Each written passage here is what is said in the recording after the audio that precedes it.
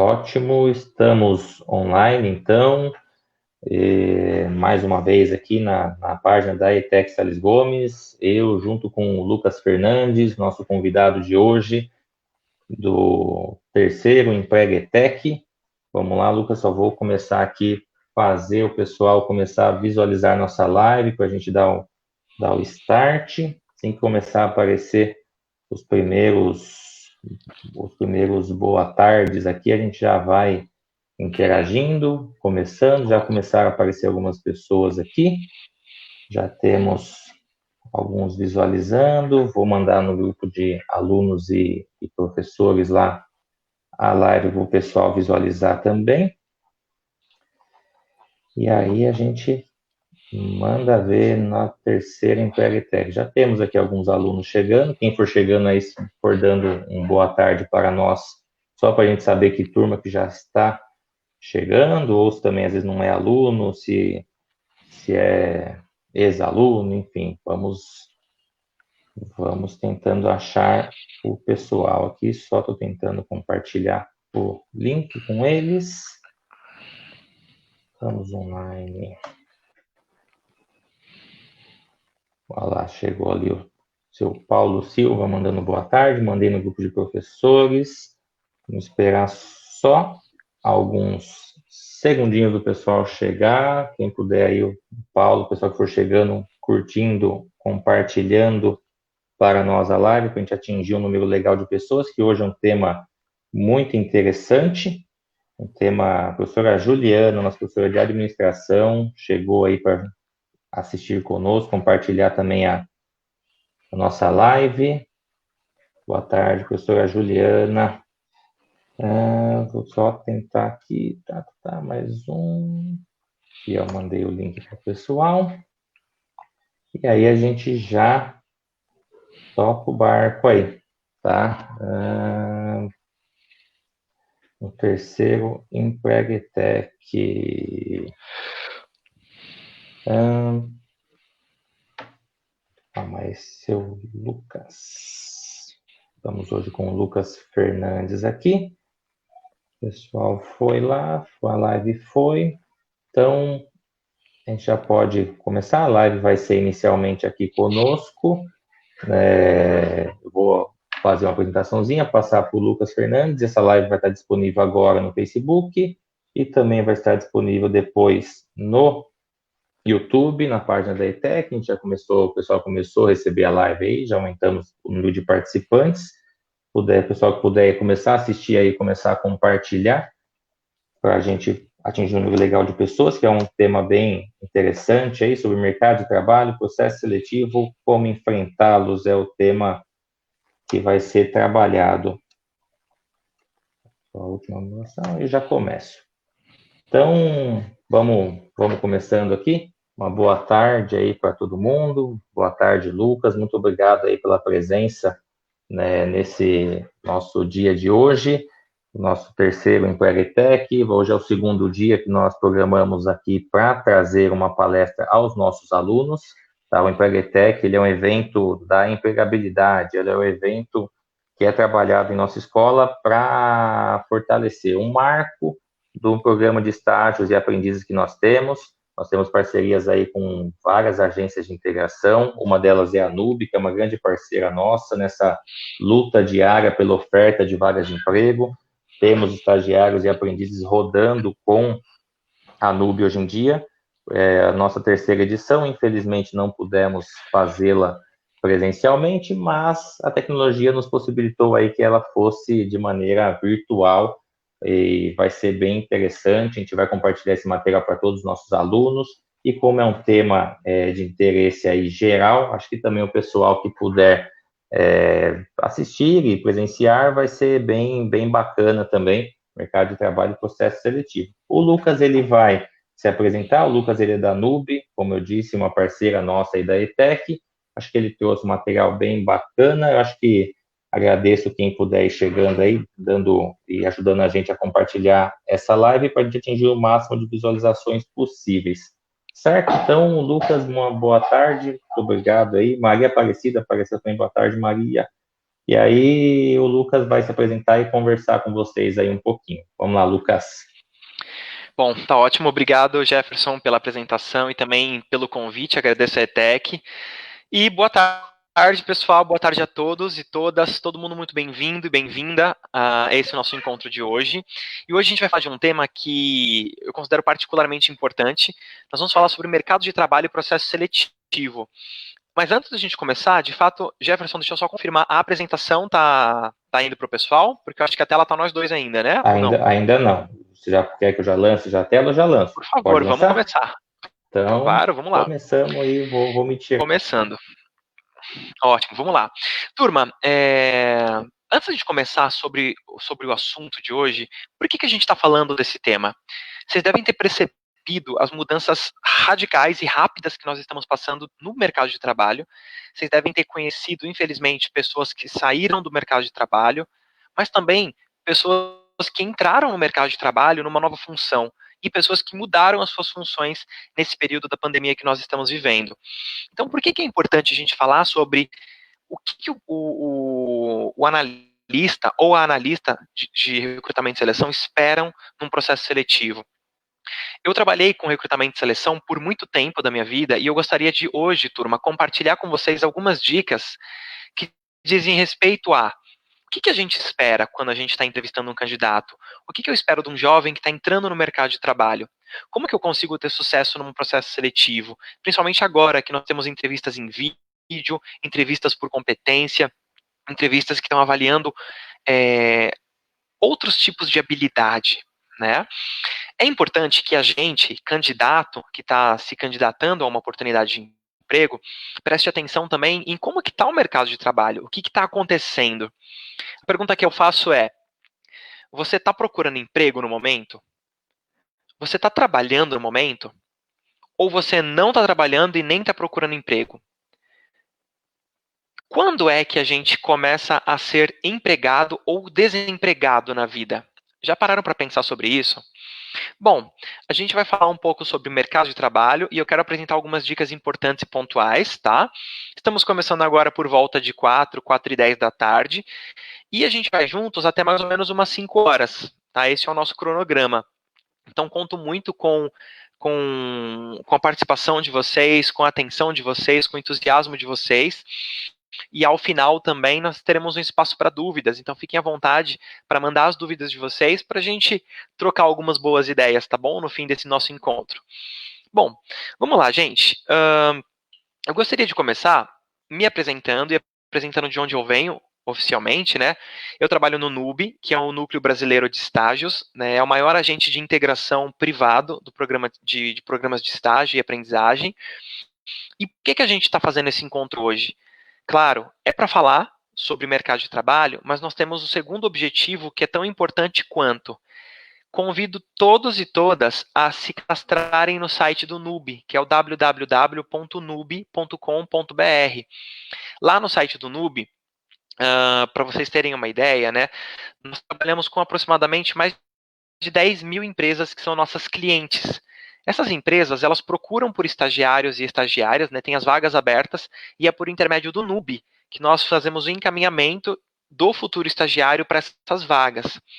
Então, contamos muito com o currículo de vocês, com a formação de vocês, com a experiência de vocês, para serem os futuros estagiários das empresas que são clientes NUB, tá bom?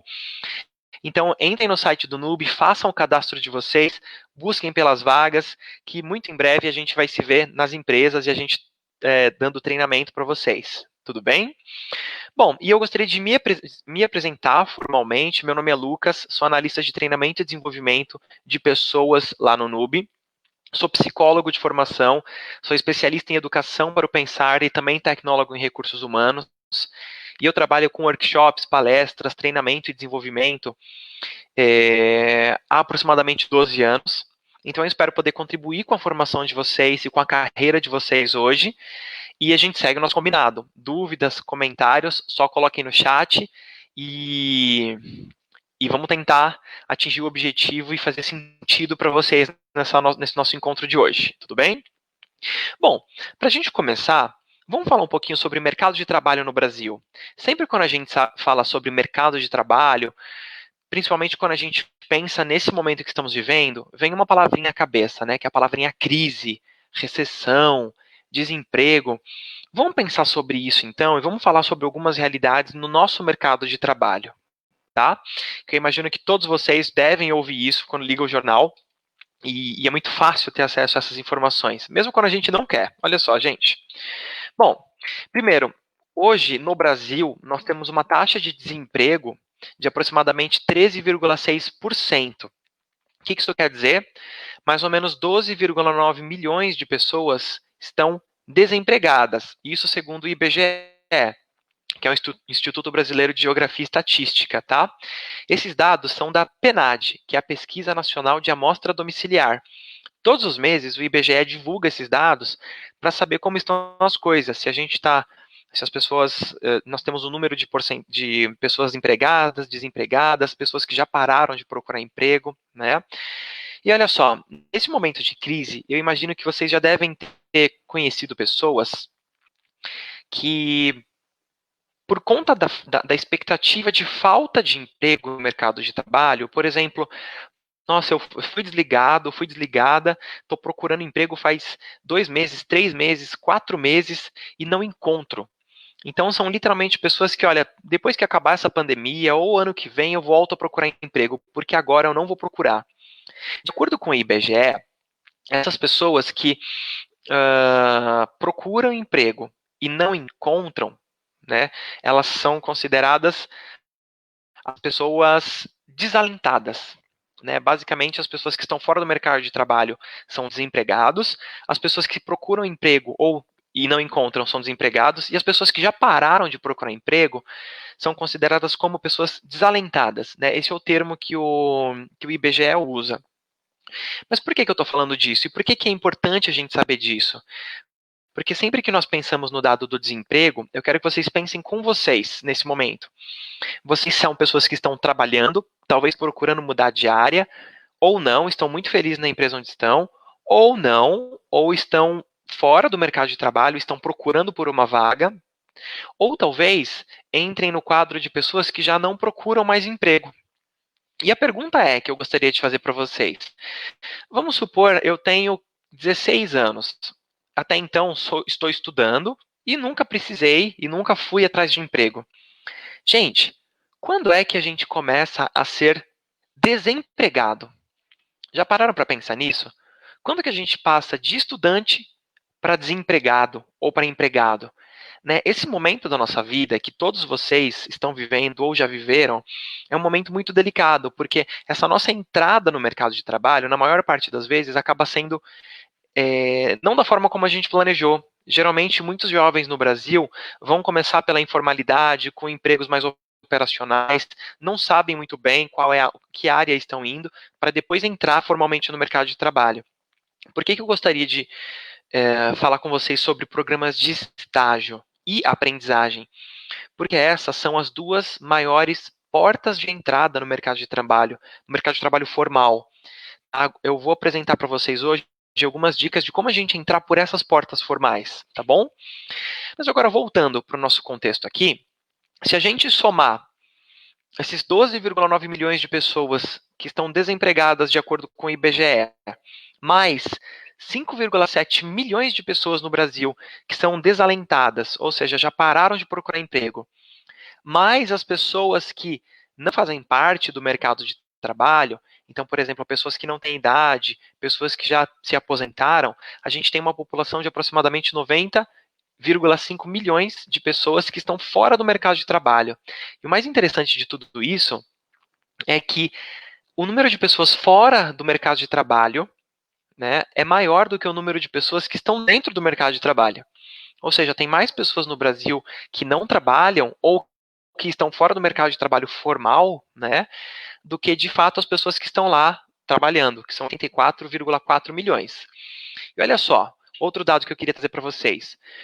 11 milhões de jovens no Brasil, entre 15 e 24 anos, não trabalham e nem estudam. Né? É o que a gente chama de geração nem trabalham e nem estudam. Isso é muito triste, porque quando a gente pensa nesses jovens que, infelizmente, não estão trabalhando e não estão estudando, no momento de crise, né, ou, por exemplo, como estamos passando hoje, ou qualquer crise que venhamos a ter no futuro, esses são os primeiros a serem desligados no mercado de trabalho. É muito complicado, gente. Eu lembro que em 2017, foi uma informação que me marcou. Em 2017, eu estava ouvindo rádio, e aí eu estava ouvindo uma entrevista de um presidente de um grande banco aqui do Brasil, e ele falou o seguinte: olha, e o banco naquela época, em 2017, tinha dado lucros recordes, né? Mesmo num período de crise. E aí o apresentador do programa, né, era um programa sobre negócios, perguntou para esse diretor, para esse presidente do banco na época, né? Como que o banco conseguiu ter resultados tão positivos nesse momento de crise, né? E ele falou: olha, nós estamos implementando uma série de ações, mas a nossa principal ação está sendo um programa de demissão voluntária. O que é demissão voluntária? Eu abro as portas e falo: gente, quem quiser se demitir, se demita, basicamente, tá? Então notem que muitas vezes as empresas olham para períodos de crise como uma oportunidade de sair deles cortando pessoas. Isso não faz muito sentido, né? Porque a gente não vê um barco sendo remado sem gente para remar. Mas por incrível que pareça, essa é uma estratégia. E por incrível que pareça também, por mais triste que possa parecer, esses jovens que nem trabalham e nem estudam e que geralmente entram no mercado de trabalho por uma forma informal, eles são os primeiros que ficam frágeis e vulneráveis numa situação de crise. Então, por que a gente está trocando essa ideia e batendo esse papo? Exatamente porque vocês, dentro da ETEC, vocês cada vez mais se capacitando, vocês vão cada vez mais estar um passo à frente do próprio mercado de trabalho, para que no futuro vocês sejam requeridos pelo mercado. Essa é a grande ideia. Como? Cada vez mais estudando algo que faça sentido. E olha só esse outro dado falando em estudar, pessoal. Esse daqui é um dado também do IBGE. Aproximadamente 40,8% dos jovens que hoje se formaram, né, no ensino médio, no ensino superior, né, que fizeram a faculdade, a universidade, 40% deles, ou seja, 4 a cada 6 jovens que se formaram no ensino superior, estão trabalhando em profissões que não são da sua área. Basicamente, é como se eu nem precisasse ter me formado. E 28% dos jovens pensam em deixar os estudos quando as escolas e universidades reabrirem. Isso daqui são dados do Conselho Nacional da Juventude. Isso também é muito complexo, turma, porque a gente sabe o quão é complicado a gente passar por esse momento, inclusive econômico, e ter que pagar por uma faculdade, e muitas vezes eu pensar que eu vou me formar, mas eu também não sei onde eu vou entrar no mercado de trabalho com esse diploma. Isso faz você rever até seus objetivos de médio e longo prazo, tá? A gente nunca vai conseguir considerar a realidade do outro e nem quais foram as escolhas das outras pessoas. Mas o que a gente pode fazer é pensar que nós mesmos podemos colocar em prática uma mentalidade que nós chamamos de lifelong learning, que é o aprendizado ao longo da vida, para assim a gente conseguir estar um passo à frente das necessidades do mercado de trabalho e sempre conseguir ser empregável, né, o que a gente chama de empregabilidade. Vamos seguir por aqui. Por que eu estou falando que esse mercado está em transformação? Olha só alguns dados que interessantes. Essa daqui é uma pesquisa que foi feita pela Universidade de Oxford, que se chama O Futuro do Trabalho, né, The Future of Employment, no qual eles estudaram uma série de profissões e também se essas profissões vão continuar existindo nos próximos anos. Aproximadamente 47% dos empregos que conhecemos hoje provavelmente vão desaparecer ou mudar radicalmente nos próximos 20 anos. Então, quando a gente pensa em empregos que vão desaparecer, vamos só dar uma revisitada no passado. Vocês conhecem alguém que fez curso de datilografia? Conhecem alguém que fez esse tipo de curso? E essa pessoa que fez curso de datilografia, hoje é um datilógrafo ou uma datilógrafa profissional? Eu imagino que não. Porque quando a gente fala desse conhecimento, é um exemplo de tecnologias que mudaram tão rápido e uma profissão simplesmente sumiu. Por exemplo, telefonista, é uma profissão que sumiu. E claro que hoje nós temos profissões que irão sumir nos próximos anos. Sempre que a gente falar de profissões que vão sumir nos próximos anos, muita gente pensa em caixa de supermercado, atendente, frentista do posto de gasolina, cobrador de ônibus, né, que geralmente são profissões mais operacionais. Mas pensa só, gente, hoje o Google, a Audi, a BMW, a Tesla são empresas que estão desenvolvendo tecnologias para carros autônomos. O que são carros autônomos? Carros que não precisam de um motorista dirigindo, basicamente. Por outro lado, turma, aqui no Brasil, nós temos mais ou menos 600 mil motoristas de Uber. E notem que eu não estou só falando eu estou falando só do Uber. Eu não estou nem contando outros aplicativos, né, 99, Cabify, dentre outros. E eu não estou nem falando de motoristas que trabalham, por exemplo, como taxistas, entregadores, motoristas de caminhão, de ônibus. Será que quando a gente tiver uma tecnologia de um carro autônomo nos próximos 10 ou 20 anos, a profissão de todas essas pessoas vai mudar drasticamente ou talvez desaparecer? Ou outra informação interessante. Vocês sabiam que a Igreja Católica, que é o Vaticano mesmo, lançou um aplicativo, inclusive se vocês quiserem baixar na Apple Store, na Google, na Play Store, no celular de vocês, o aplicativo se chama Confession. E ele ajuda as pessoas a se confessar. Sim, ele é um aplicativo oficial da igreja. Então eu imagino que quando a gente pensa em profissões que vão mudar, a gente não pensa muito bem na função de um padre sendo afetado pela tecnologia, né? Mas sim, isso vai mudar também. Então é importante a gente pensar o quanto o mercado de trabalho está mudando, porque às vezes eu estou estudando, né? Estou me mergulhando numa carreira que talvez ela vai mudar nos próximos anos. Olha só esse outro dado, turma. Aproximadamente 65% dos jovens dos jovens e crianças, tá? Que estão no ensino básico, que é o fundamental e o médio, vão trabalhar em profissões que ainda não existem. Então, o que são profissões que ainda não existem? Quando a gente olhar 10 anos, de 10 anos para cá, né? Imagino que ninguém pensava que lá em 2010, que em 2020 nós iríamos ter profissões como youtuber, digital influencer, operador de drone, operador de impressoras 3D, técnico em machine learning, por exemplo, ou jogador profissional de League of Legends. Ou digo mais, preparador físico de jogadores profissionais de League of Legends. Vocês concordam que são profissões que a gente nem dava tanta ênfase, ou talvez nem existiam há 10 ou 15 anos atrás. E hoje já são profissões que estão aí no mercado, né? Digo mais, por exemplo, nós vimos o exemplo hoje, a revista Time elegeu Felipe Neto como um dos maiores influenciadores do mundo, né, entre os 100 mais influenciadores do mundo. E talvez o maior youtuber do mundo é brasileiro. É interessante a gente pensar que há 10 anos atrás essa tecnologia ela não tinha tanto poder assim. Ou, por exemplo, vocês mesmos. Imaginem que vocês estão entrando no mercado de trabalho agora, né, em 2020, estarão no auge da carreira de vocês, 2030, 2040. Imagina o que terá mudado daqui para lá, né?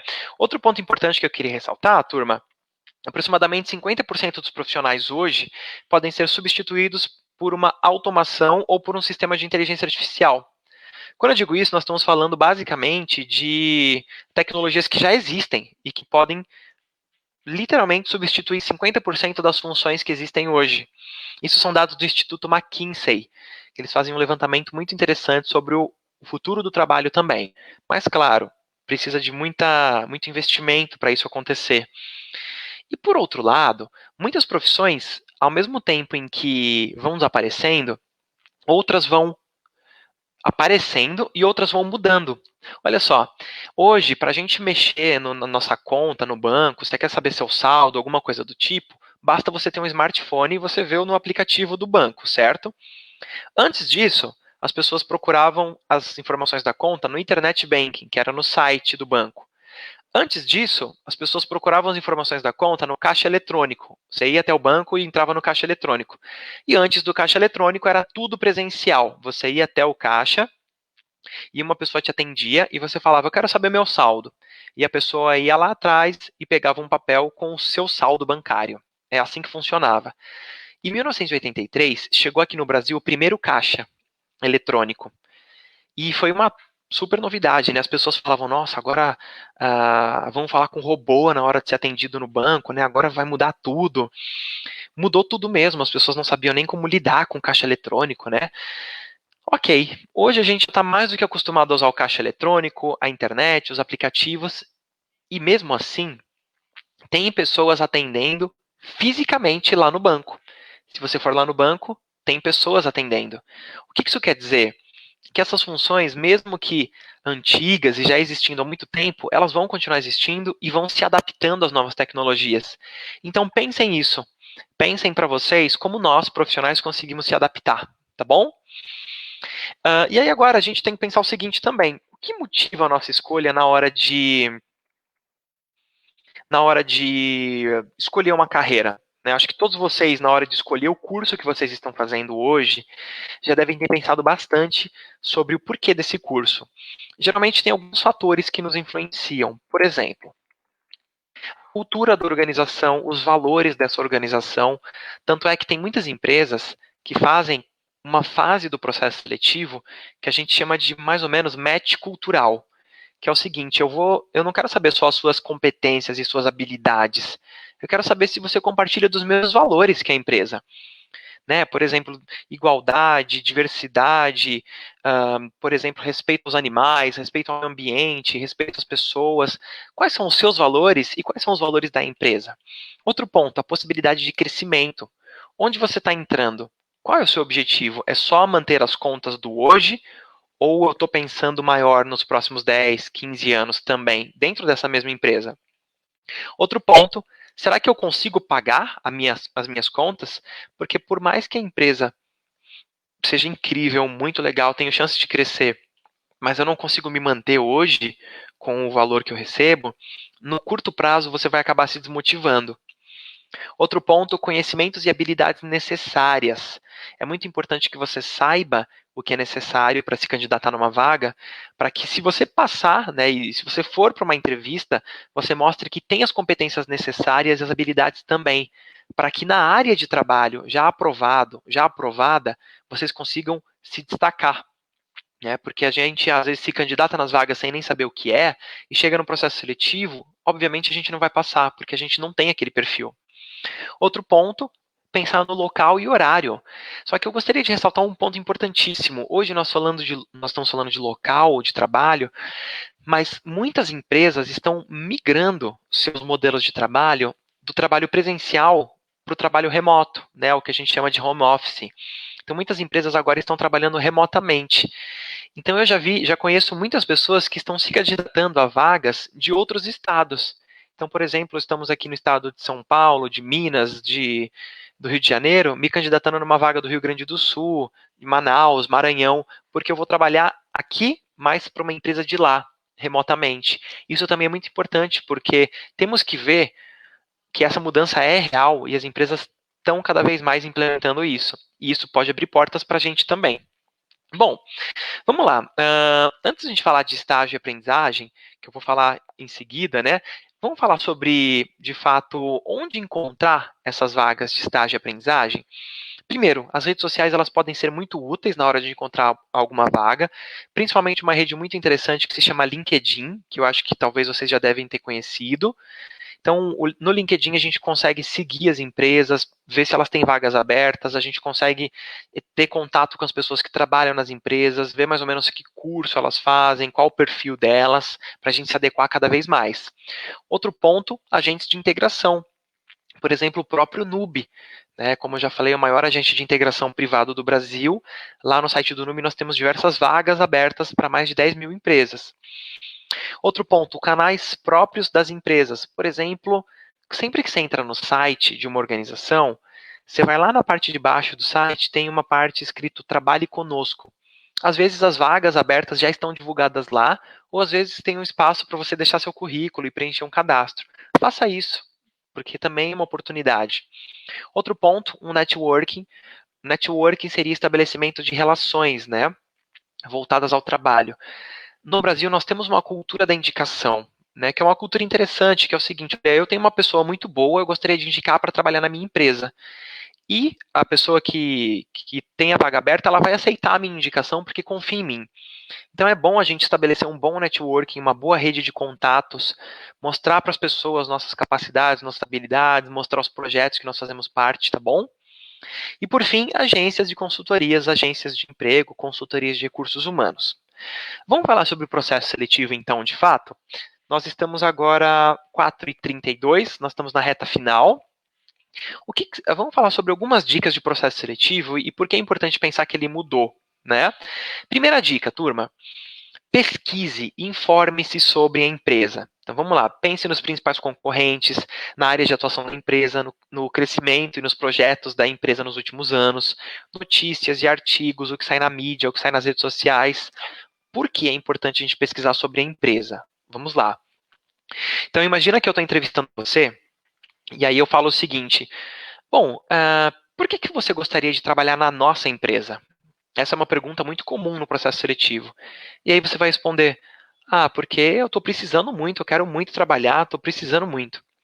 Você concorda que por mais que seja realidade a sua resposta, para mim, que sou analista, estou recrutando você, essa resposta não é tão relevante assim? O que é relevante?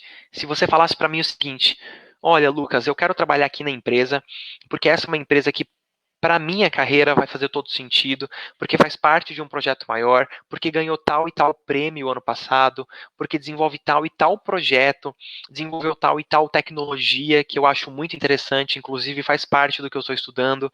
É a empresa em que trabalham tal e tal pessoa que para mim são referência na carreira. E é a empresa que tem tais e tais áreas de atuação que para mim são áreas muito relevantes. Notem que quando você fala isso para mim, você está mostrando que você não quer trabalhar em qualquer empresa, você quer trabalhar na minha empresa. E você tem motivação para trabalhar nesta empresa. Isso já é um grande ponto, é um grande diferencial. Mostra que você não vai sair nos próximos 1 ou 2 meses se alguém te oferecer um emprego melhor. Mostra que você quer estar aqui. Tudo bem?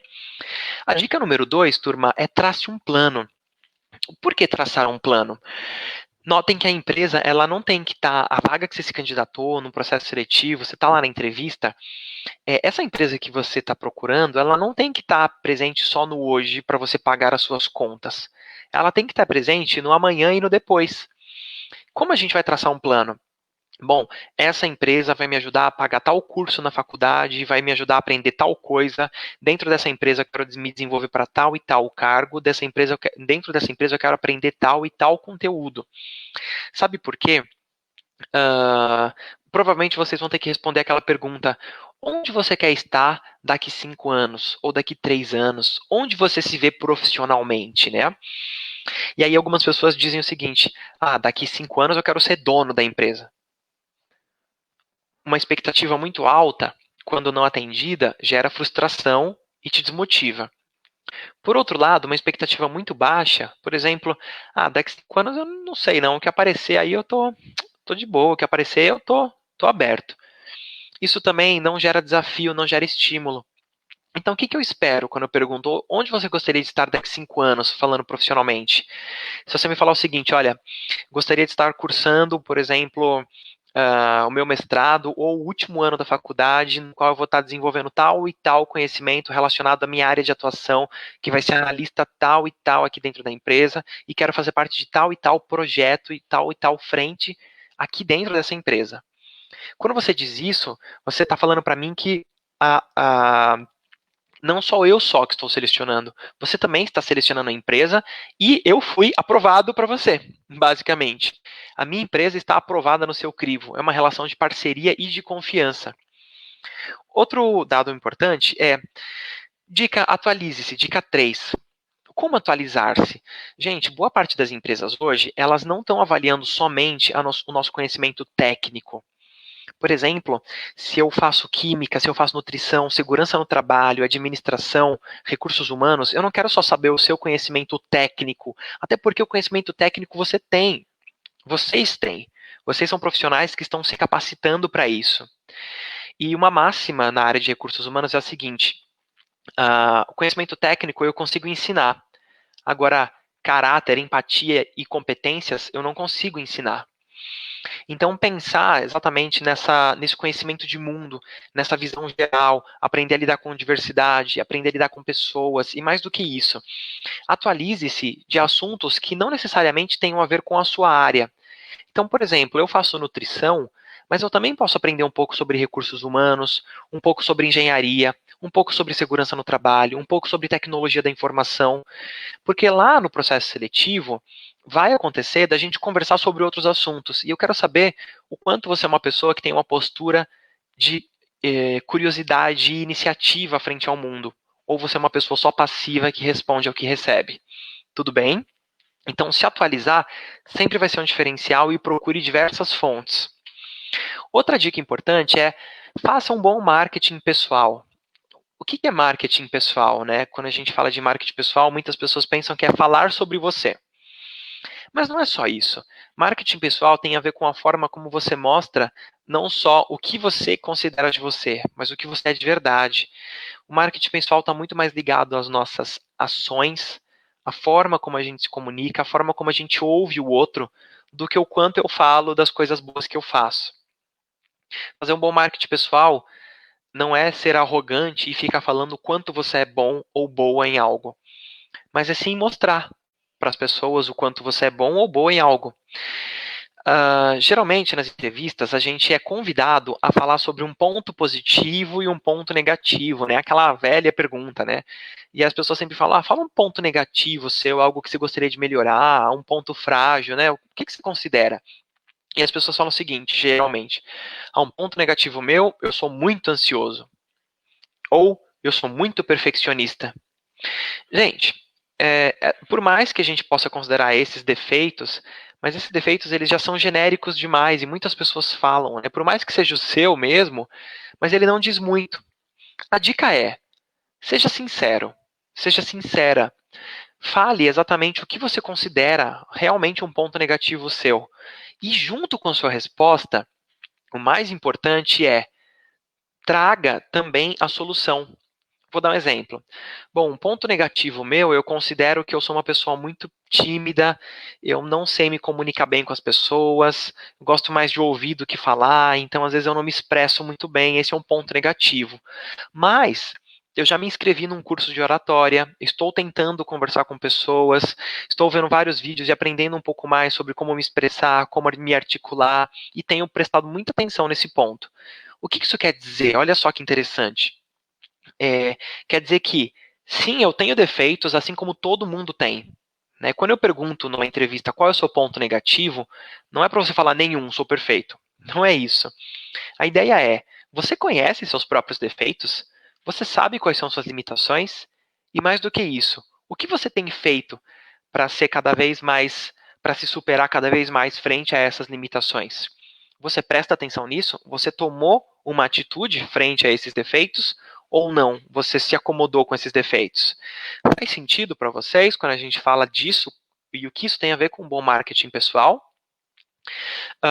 Seguindo em frente, pessoal, dica número 5, a primeira impressão é a que fica. Então, sempre que a gente fala da primeira impressão, e notem que eu não estou nem falando de uma boa imagem, uma boa vestimenta, nem nada disso. A primeira impressão é, você exercitou a empatia? Você soube se comunicar, se colocar? Você soube entender o momento do outro num processo seletivo? E mais do que isso, numa videoentrevista, você conseguiu se preparar antes? Você conseguiu entrar no link antes para você literalmente estar tranquilo ou tranquila numa videoentrevista? O ambiente onde você está te ajuda. É um ambiente controlado, com uma iluminação boa, onde as pessoas não vão te interromper, onde você não vai se sentir estressado e estressada numa entrevista. Né? Outro ponto, você está se comunicando de forma clara, se expressando de uma forma que o analista vai entender? Isso é muito importante porque isso diz respeito ao nosso comportamento, é o que a gente chama de competências, né? Trabalho em equipe, criatividade, empatia, relacionamento interpessoal, isso são competências, isso não se aprende num curso, né? E é isso que a gente quer ver como uma grande primeira impressão. Não é se você está de fato bem arrumado ou não. Até porque isso é muito fácil de mudar, né? Numa entrevista de emprego, isso é muito fácil de mudar. Basta um feedback simples que a gente se adapta. Outro ponto importante, já que estamos falando de vestimenta, preste atenção num aspecto. Muitas pessoas pensam que se vestir para uma entrevista de emprego é usar uma roupa social. Só que não. Quando a gente pensa em entrevista de emprego, na maior parte das vezes, nós estamos falando de se adequar ao contexto da empresa. Vamos lá.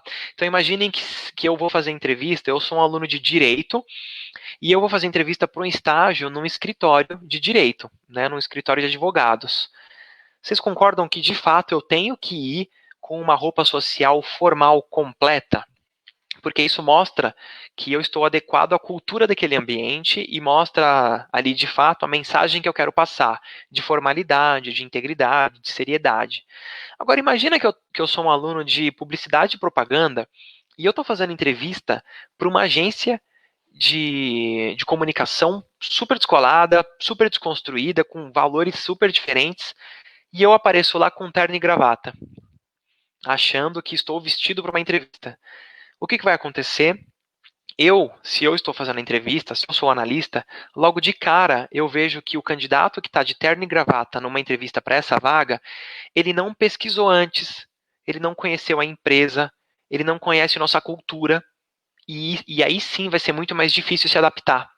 Então notem que a pessoa que está de terno e gravata vai ser a primeira pessoa, em tese, ali, que eu vou ter um olhar de mais atenção, e possivelmente ela pode ser reprovada por não se adequar à cultura. Tudo bem? Então é muito importante que a gente conheça a cultura e a nossa primeira impressão é sempre estar alinhado à cultura da empresa. A próxima dica é a comunicação. Preste atenção na comunicação, porque essa é uma dica muito importante. Vamos lá, vamos dar um exemplo do pessoal de logística, tá? Vamos supor que eu sou analista de recursos humanos e eu pergunto para vocês, fala para mim um pouco de quais foram os principais desafios na sua última profissão.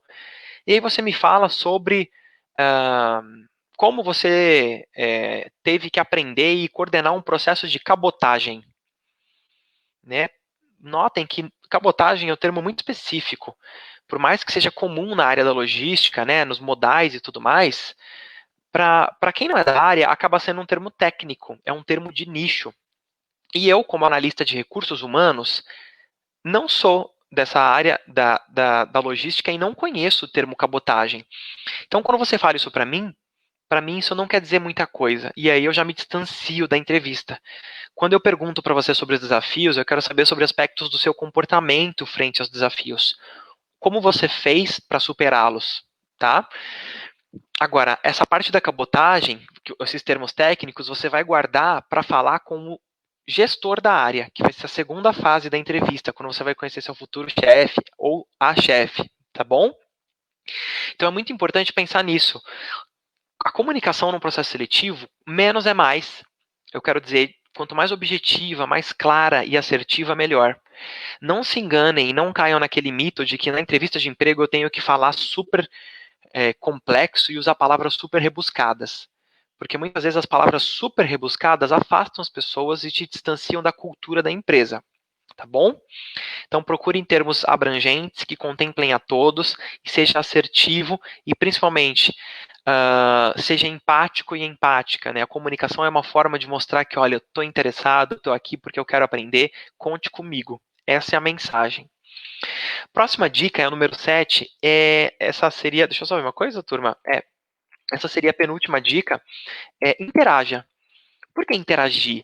Sempre numa entrevista de emprego, vocês vão ter etapas de dinâmicas de grupo. Inclusive agora em videoconferências e videoentrevistas que muitas pessoas têm feito, onde nós temos atividades em grupo remotamente, que você faz do seu computador mesmo. Então notem que quando a gente está falando de entrevistas em grupo e dinâmicas de grupo, eu como analista, eu não quero saber o quanto você é competitivo ou competitiva e vai ganhar das outras pessoas. Não, muito pelo contrário. Eu quero saber o quanto você consegue acolher e apoiar as outras pessoas para que a sua equipe ganhe algo como um todo. Porque na entrevista você vai mostrar muito do como você vai lidar futuramente na vaga. Então, se futuramente eu quero que você trabalhe com pessoas, não é para você ser competitivo e acabar prejudicando outras pessoas para atingir seus objetivos individuais. A ideia é que você consiga pensar de uma forma macro, pensar como equipe, com interdependência, com diversidade, empatia, tolerância, entendendo os ritmos do outro e sabendo se comunicar e comunicando qual é o seu ritmo também. Tudo bem? Então é muito importante interagir com as pessoas, interagir de uma forma colaborativa. E por fim, turma, se acalmem. Sempre que a gente vai fazer uma entrevista de emprego, sempre que a gente pensa em processo seletivo, fica uma sensação de que a gente vai ser avaliado, isso é um fato, e de que fica uma sensação de que, gente, eu nunca estou preparado para essa vaga. Então a gente acaba se sentindo um pouco mal, se sentindo estressado, ansioso, nervoso, e acaba falando coisas que não deveriam, ou deixando de falar o que gostaria. A dica é, primeiro, conheça o local previamente. Quando eu digo local, conheça numa videoentrevista, ou se for uma entrevista presencial, dê um Google. Vai lá no Google Maps, veja qual é o trajeto que você vai ter que fazer de ônibus, veja como vai ser, como é a fachada do lugar, chegue com antecedência. Por que é importante chegar com antecedência? Para você sentar lá na recepção e ver o movimento, ver como as pessoas se comportam naquela empresa. E aí depois, quando você vai ser de fato entrevistado ou entrevistada, você já está um pouco imerso naquela cultura e é mais fácil falar. Ou se você vai fazer uma vídeo entrevista, então já saiba qual vai ser o link, qual vai ser a ferramenta. Então, por exemplo, o analista falou que a entrevista vai ser por Google Meet. É importante conhecer o Google Meet, dar uma pesquisadinha aí, como que eu faço para usar, possíveis falhas, né? Garanta o espaço com tranquilidade, avisa para sua família, olha, amanhã eu tenho uma entrevista a tal horário, tudo bem de eu usar aqui, ninguém vai me atrapalhar. Garanta que você vai ficar calmo e calma na hora da entrevista, tá? Outro ponto muito importante, não deixe de dormir bem, não deixe de se alimentar bem no dia anterior. Relaxe, preste atenção em você mesmo e pense o seguinte, se eu não passar nessa vaga, haverão outras vagas. E o fato de eu não ter passado não quer dizer que eu não tenho competência, mas quer dizer que, por algum motivo, outra pessoa foi escolhida porque tem mais a ver com o perfil da vaga. Seja por uma questão de comportamento, de cultura, de técnica ou de experiência, tá? Lembrando que passar ou não passar numa vaga não é validade de competência ou de mérito, mas tem a ver com estar adequado ao que a empresa espera. Tudo bem? Pessoal, a gente está chegando ao final desse encontro. Eu gostaria de agradecer a todos pela participação e também convidá-los a entrar no site do Nube, porque lá, que é o www.nube.com.br, lá vocês vão encontrar uma série de cursos online que valem horas complementares também, além do conteúdo, que é muito útil nesse momento, né? A gente se atualizar, a gente aprender um pouco mais, tá bom? São cursos totalmente gratuitos. Vocês podem fazer de casa, onde vocês acharem que faz sentido. E por fim, eu queria apresentar uma frase do Alvin Toffler, que é um dos maiores estudiosos do futuro, né, do mundo, que é a seguinte: o analfabeto do século XXI não é a pessoa que não sabe ler ou escrever, tá? O analfabeto do século XXI é a pessoa que não sabe aprender, a pessoa que não sabe desaprender, ou seja, desconstruir o que já tinha e reaprender de uma forma totalmente nova. A gente sabe que nesse mundo de mudanças, a única constante é a própria mudança. Então, quanto mais a gente conseguir se adaptar às novas tecnologias, ao novo, às novas tendências, mais a gente vai estar um passo à frente do mercado de trabalho e muito mais confortável no processo seletivo. Eu agradeço muito a presença de todos. Agora, Jefferson, devolvo a palavra para você. Agora são exatamente 4h50, então esses 10 minutinhos para dúvida, se é que temos, como nós estamos. Mais uma vez agradeço pelo convite. Oh, perfeito, Lucas. A gente que agradece, tá? Todo mundo da ETEC. A gente recebeu bastante mensagem, vários professores mandaram para mim aqui dizendo que os alunos no momento estão trabalhando, então eles vão compartilhar o link depois para que eles possam acessar, né? Pelo nosso horário a gente conseguiu atender algumas pessoas. Como dito, vai ficar salvo, então o link a gente vai estar compartilhando depois com os alunos no YouTube também. A gente recebemos aqui algumas perguntas, eu vou lançar para você, tá? De alguns participantes aqui, ó. Vamos começar com a Renata, né? Ela citou até que realmente é surpreendente essas novas, né, carreiras que nos surgem, e como que a gente poderia orientar, por exemplo, um jovem, considerando esse cenário de que vai surgir uma profissão totalmente nova, né? Até a gente citou aqui, teve um comentário da Vanessa, se não me engano, também, falando sobre o médico online, né? A Márcia comentou, aliás, aqui sobre consultas online. A gente jamais imaginava que teria esse tipo de serviço, né? Alguns meses atrás, se pegar fevereiro, você falar com o médico para fazer uma consulta online e tal, não sei se existia no mundo. Eu nunca tinha ouvido falar. Então, assim, como que a gente poderia orientar o jovem a esse mundo novo, com profissões aí que jamais imaginávamos? Olha só que pergunta interessantíssima, né? E Renata, obrigado pela pergunta. Quando a gente pensa nessas profissões que vão aparecer, a gente sempre tem que pensar que as profissões não vão vir do nada, né? Como que as profissões aparecem no mercado de trabalho? Ou suprindo uma demanda, né? Ou alterando profissões que já existem. Então, vou dar um exemplo, olha só. Há 10 anos atrás, a gente não conseguia pensar, por exemplo, 10 anos atrás, eu estava estudando comecei a estudar um conteúdo recentemente, mas que há 10 anos atrás não aparecia, que era o seguinte: design instrucional. Design instrucional, hoje, é o profissional que desenvolve conteúdos EAD e desenvolve estruturas de cursos, né? Mas que há 10, 15 anos atrás era algo muito de nicho, ou até mesmo nem existia 15 anos atrás, né? Um pouco antes do que isso. Mas olha só, hoje, cada vez mais, nós temos pessoas fazendo cursos EAD. Então, essa profissão tende a aumentar. Prestem atenção na forma, uma dica para todos, prestem atenção não na forma como a gente trabalha, mas na forma como a gente consome. Olha só, por exemplo, entregadores de Uber, ou da Rappi, do iFood e tudo mais. Na medida que a gente passa a pedir mais comidas ou entregas, né, via correios, via entrega remota, assim, isso é uma demanda. Quando a gente passa a consumir mais produtos via internet, áreas da tecnologia são uma demanda. Notem que hoje nós somos muito mais orientados a serviços do que a posse. Por exemplo, as pessoas elas estão muito mais orientadas a pagar pelo acesso a um carro, por exemplo, num aplicativo como Uber, do que ter um carro. Imagina se você comprasse todos os DVDs dos filmes que você assistiu na Netflix, na Amazon ou em qualquer outra plataforma. Ia faltar espaço em casa, vocês concordam?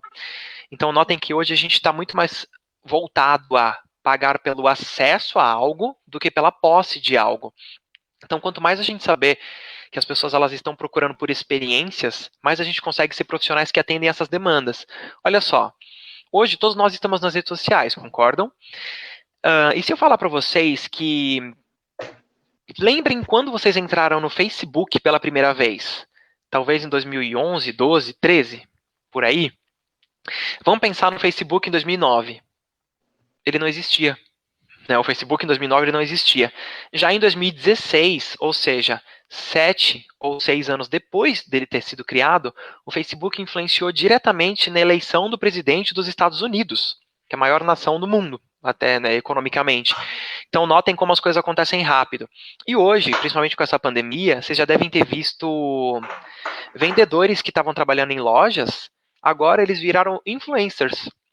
Por exemplo, eles estão na página da loja e tratando com os clientes via WhatsApp, via Instagram e sendo os próprios social media das lojas de bairro mesmo que eles trabalhavam.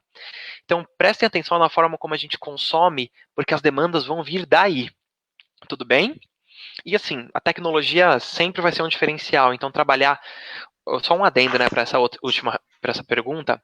Então, eu posso trabalhar na área de recursos humanos, mas quais são as tecnologias novas nos recursos humanos? Eu posso trabalhar em logística, mas quais são as novas tecnologias em logística? Tudo bem? Esse vai ser também um grande diferencial. Perfeito. A gente tem que sempre estar atento às novas tecnologias, né? A mudança do mercado. Fazer mais duas, só posso usar você mais uns minutos aí, usar você até o limite aí, Lucas. O Diego Silva, né, nosso aluno aí de Química, ele citou uma experiência, você citou alguns exemplos lá na questão da entrevista, ele citou aí a questão que ele disse que era muito turrão e que tinha ciúme das coisas dele na entrevista, né? Ele está perguntando como que ele poderia mudar a resposta dele. Ele colocou lá um defeito que tinha, né, o ciúme, o ser turrão, usou essa palavra aí. Como que ele poderia melhorar, se fosse essa questão da... Porque muitos alunos perguntam isso quando a gente fala de estágio, porque é uma pergunta meio, vamos dizer assim, clichê do RH. Me fale um Sim, defeito, me fale uma qualidade sua. Você falou durante a palestra, mas é legal dar uma reforçada aí. perfeito. Olha só, de fato não tem resposta pronta, não tem o manual do candidato, né? Não tem uma resposta ideal para você dar nessa hora. Mas eu vou usar o próprio exemplo. Quem falou é o Rafael, Diego. o Diego, desculpem, Diego. O exemplo que o próprio Diego deu, que é, olha, ciumento, né? Só uma mudança de termo já ajuda bastante. O ciumento é um termo pejorativo, vocês concordam?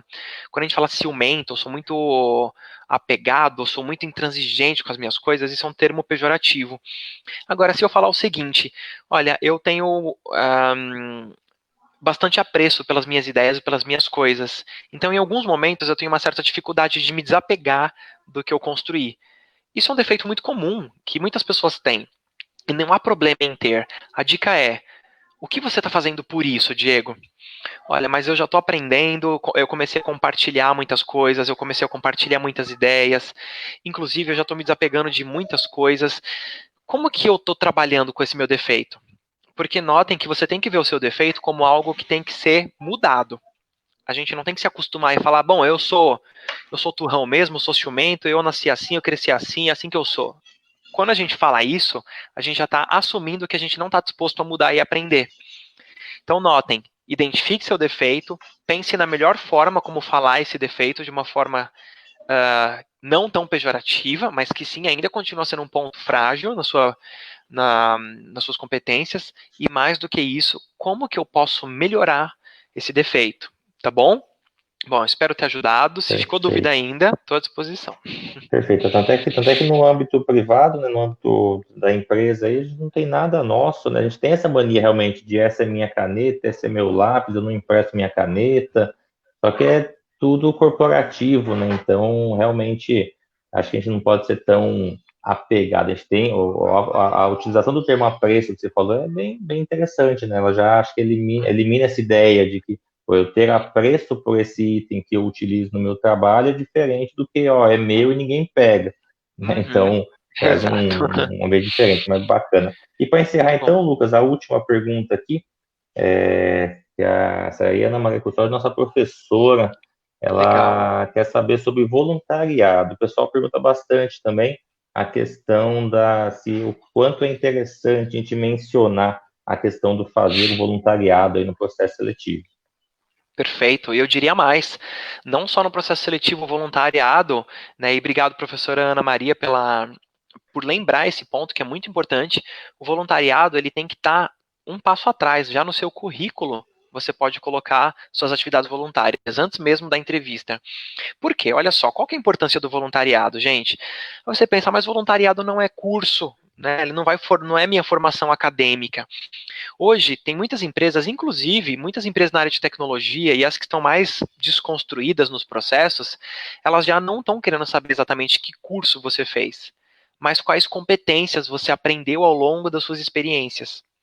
Então, olha só, se eu estou fazendo uma atividade de voluntariado, eu estou aprendendo muita coisa. Empatia, relacionamento interpessoal, determinação, motivação, planejamento, adaptação, né? Porque às vezes eu vou ter que me adaptar a um monte de coisa que eu não tinha planejado, flexibilidade.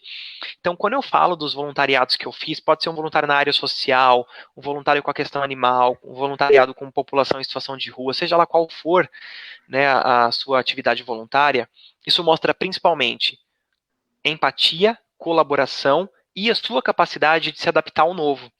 Isso são competências que não importa qual curso você faça, você não aprende isso na faculdade. Isso não vai estar lá, sua nota, empatia você tirou 9,5. Não é assim que funciona esse tipo de competência, esse tipo de conhecimento. Então as atividades voluntárias, elas são a prova de que você tem essas competências e que para o mercado de trabalho, elas são cada vez mais necessárias. Vou só retomar o que eu tinha falado no começo, que conhecimento técnico a gente consegue ensinar na vaga. Então você pode ser aprovado e aprender o que é técnico ali na hora, mas você não consegue aprender caráter, empatia, motivação, colaboração na hora. Isso demora um pouco mais. Isso as empresas têm mais dificuldade em ensinar. Tudo bem? Perfeito, tá ótimo. Não, mas eu acho que então acho que encerramos só, não sei se é o agradecimento novamente oficial, Lucas, pela disposição, né, de vir até aqui, né, vir até aqui virtualmente falar conosco. Sim.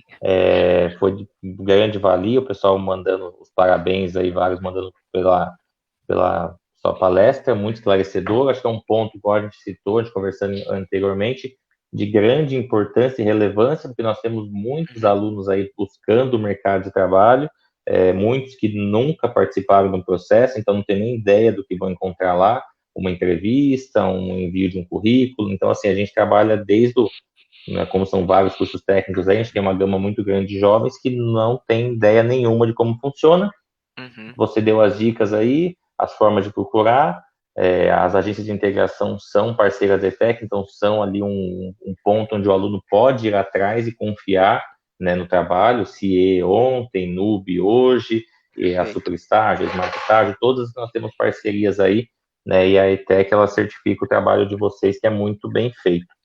Certo, Lucas? Então, muito obrigado. Acho que a gente encerra por hoje, então, essa live. Vai ser compartilhado depois aí com as turmas dentro das salas. E o pessoal vai ter o contato da NUB, pode entrar em contato, se cadastrar. Os cursos da ETEC estão lá disponíveis para vocês. Perfeito? Bom, então, mais uma vez, agradeço pelo convite. E, pessoal, quem quiser saber um pouquinho mais, se cadastra lá, entra lá no www.nub.com.br e sucesso para todos. A gente se vê no mercado de trabalho, gente. Falou, até mais. Tchau, tchau. Obrigado, gente.